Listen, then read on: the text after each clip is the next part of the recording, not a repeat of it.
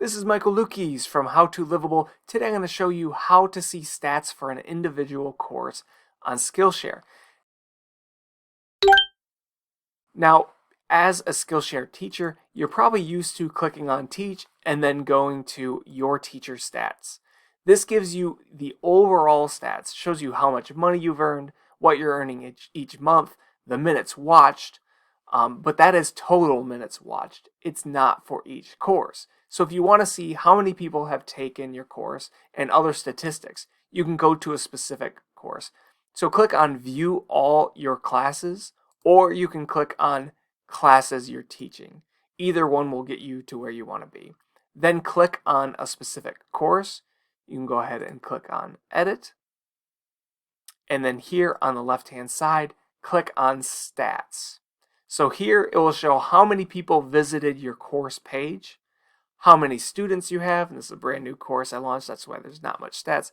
Actually, let's go ahead and go to one with more students so we can get a better sampling here. So I'm going to click on my startup content page and click on stats.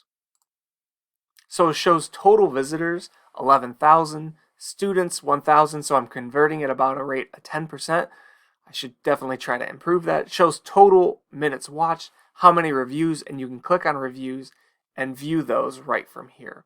But it will show every day how many minutes you have watched in your course. You could also break it down by weeks or months. And you can also look at the number of students. Right now I'm in months, but you can look at weeks or days. So it'll show you how many students for each day. And then gives you a breakdown of the last 28 days, how many visitors, students, total minutes. And this gives you a really good overview of if your course is getting more popular or less popular, and you can adjust your marketing efforts or maybe even change things within your course based on that information. If this video has been helpful, please do give me a like.